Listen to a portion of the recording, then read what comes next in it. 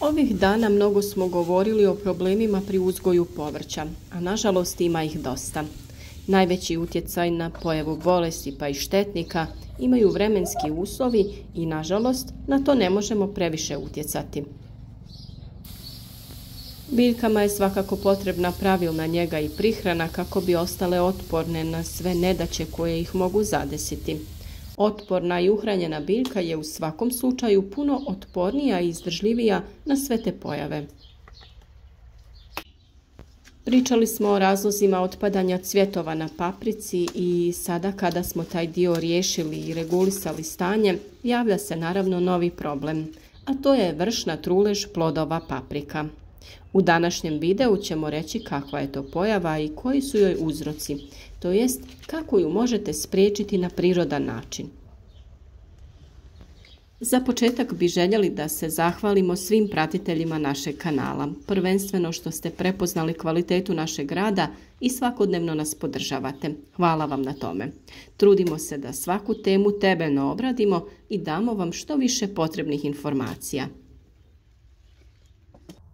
U proljeće smo vam pokazali na koji način sadimo biljke, dodajemo dovoljne količine kalcija za početni rast, pa se nadamo da ste pratili te savjete kako bi bili uspješni.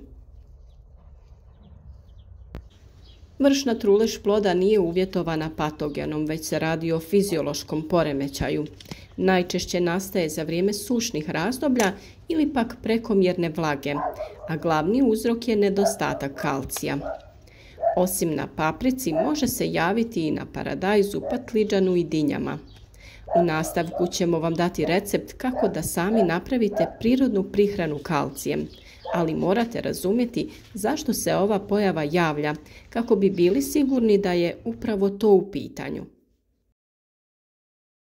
Naime, simptomi ove pojave se mogu zamijeniti sa plamenjačom, tako da obavezno dobro pregledajte biljke. Kod ove pojave stabljika nema znakova oboljenja kao što je slučaj kod plamenjače. Zapaziti ju možete neposredno uz vrhove mladih plodova u vidu malih vodenastih zona koje se brzo povećavaju i tamne. Često povrtlari ove prve simptome zamijene sa plamenjačom jer su vrlo slični. Kasnije, na mjestu koje je zahvaćeno vršnom truleži, nastaju ulegnuća smeđe do crne boje, a na kraju se na odumrlo tkivo nasele saprofitske gljivice, pa se zahvaćena zona ploda osuši. Ono što prvo morate znati jeste zašto dolazi do vršne truleži. Ona nastaje kao posljedica fizioloških poremećaja u usvajanju kalcija. Pojavljuje se na kiselim tlima koja imaju manjak kalcija, kao i kada je njegovo usvajanje iz tla otežano. Takvi uslovi obično nastaju kada je tlo suho, kada nakon suše padnu obilnije oborine ili kada se prekasno počne navodnjavati. Korijen usvaja kalcij u vidu vodene otopine i putem žila ga transportira u ostale dijelove biljke. U biljci je on gotovo nepokretan i ne može se premještati iz jednog dijela u drugi.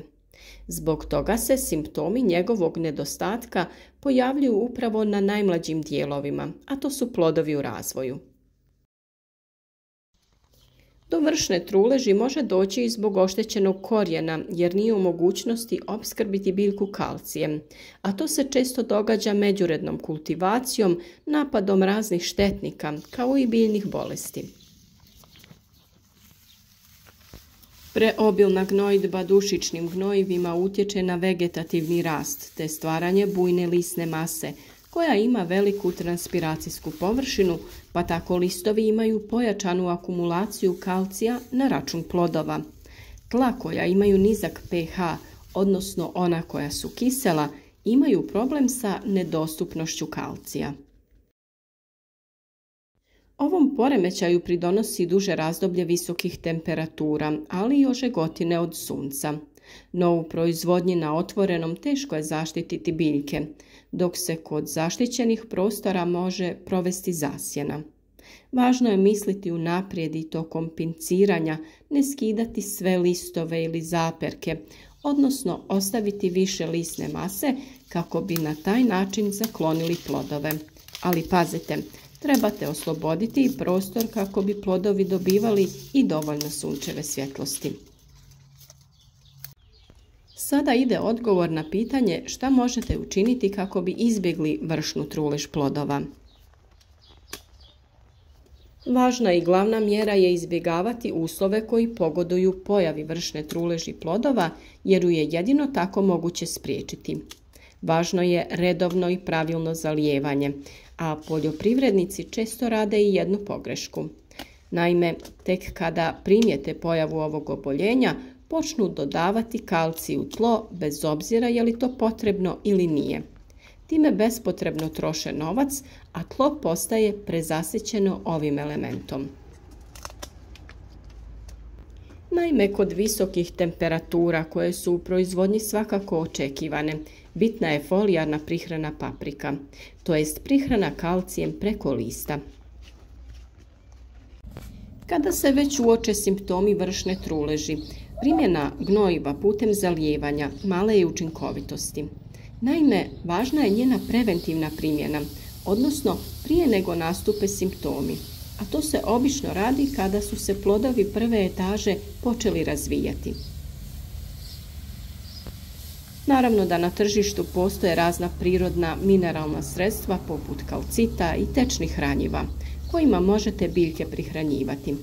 Ali za uzgoj na manjim površinama možete sami pripremiti sredstvo od ljuskih jaja. Možda ste i čuli da ljuska jaja sadrži 90% kalcija i zbog toga je najbolji prirodni izvor tog minerala. Umjesto da završe u smeću, iskoristite ljuske. Kako bi bile spremne za korištenje, potrebno je dobro ih oprati i osušiti, a zatim izmrviti u sitnije komadiće ili samljeti, ovisno za što ćete ih koristiti. I ne brinite, neće biti nikakvog neprijatnog mirisa ako ih pravilno očistite. One su prirodan izvor minerala, te osim kalcija sadrže i željezo, bakar, mangan, fosfor, krom, molibden, magnezij, prirodni flor i proteine. U samo jednoj čajnoj kašikici praha ljuski od jaja nalazi se približno od 800 do 1000 mg kalcija. Ljuske od jaja koje sadrže kalcijev karbonat u reakciji sa kiselinom oslobađaju čisti kalcij, vodu i ugljikov dioksid. Kalcij možemo osloboditi jednostavno pomoću jabučnog octa. Sameljete ljuske od jaja te u nekom bocunu prekrijete sa količinom octa tako da sve ljuske budu potopljene. Doći će do stvaranja pjene te treba da stoji barem 21 dan. U međuvremenu bocun prekrijte sa gazom, nipošto ne stavljajte poklopac. Kada reakcija prestane, to jest prestane da se pjeni, preparat je gotov. Procijedite ga i koristite za folijarno tretiranje biljaka. 2 do 3 kašike stavljate na 1 litru vode i prskate vaše biljke. Za kraj imajte na umu jednu važnu činjenicu. Vršna trulež se u većini slučajeva pojavljuje zbog suše ili previše vlage. I to ne zato što biljkama nedostaje kalcija u tlu, nego ga zbog navedenih razloga ne može usvojiti. Upravo zato se kalcij dodaje odmah kada se cvijet pa i plod krenu razvijati, kako bi na vrijeme biljka usvojila i opskrbila sve svoje dijelove. Prilikom zalijevanja kalcij se daje biljkama kako bi tlo bilo dovoljno opskrbljeno, ali je svakako neophodna i folijarna prihrana jer će tada biljka da ga bolje usvoji i kvalitetno da iskoristi. Kalcij je pored ove svrhe zadužen i za čvrstoću plodova, a biljka će tada lakše da usvaja i ostale elemente koji su potrebni da bi plodovi bili krupni i zdravi. Mi se trudimo da naše savjete donesemo na vrijeme. Važno je ukoliko biljke uzgajate koristeći ekološke preparate, da sve ove korake odradite preventivno, prije pojave oboljenja, kako bi biljka unaprijed imala dovoljno hranjiva, jer samo na taj način je moguće izbjeći problem u uzgoju. Družite se s nama svaki dan uz novi savjet. Podržite naš rad sa lajkom i ostavite komentar. Pišite vaša pitanja ili samo javite od kuda nas pratite. Komunikacija sa vama i povratne informacije su nam svakako važni kako bi dalje davali korisne savjete.